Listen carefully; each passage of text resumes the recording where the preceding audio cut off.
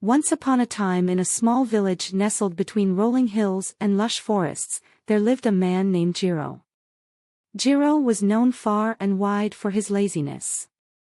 While the other villagers toiled in their fields, mended their homes, and cared for their families, Jiro would be found lounging under the shade of a great oak tree, daydreaming and napping. Despite his lack of effort, Jiro often mused about grand plans and schemes.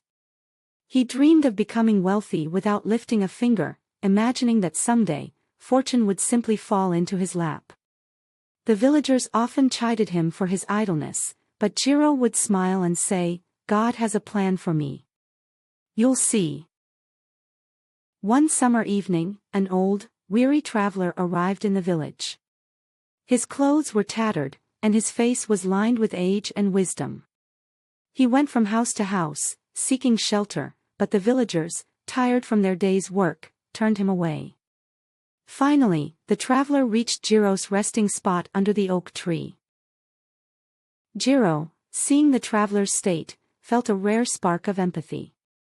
He offered the man a place to rest and shared what little food he had.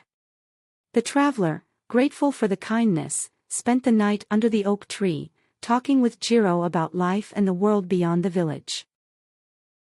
In the morning, the traveler revealed himself to be an angel in disguise. "You have shown kindness when no one else did," the angel said. "For this, I will grant you a single wish." Jiro, his eyes wide with excitement, immediately wished for immense wealth. The angel nodded and said, "Your wish shall be granted, but remember, true wealth is not measured in gold and silver." The next day, Jiro awoke to find a bag of gold coins beside him. Overjoyed, he rushed to the village, showing everyone his newfound wealth. But soon, Jiro realized that his money couldn't buy the respect or fulfillment he craved. He had everything he ever wanted, yet he felt empty. As days passed, Jiro observed the villagers with new eyes.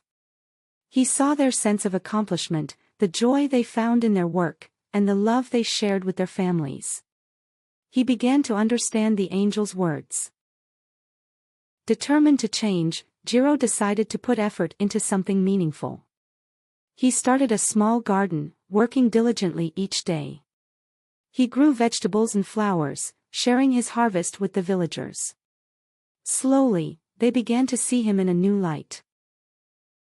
In time, Jiro found happiness not in the gold he had wished for but in the fruitful labor of his hands and the friendships he nurtured. He realized that God's plan for him was not to grant his lazy dreams but to lead him to discover the true riches of life through hard work, kindness, and community. And so, Jiro lived the rest of his days content and fulfilled, forever grateful for the lesson that had changed his life.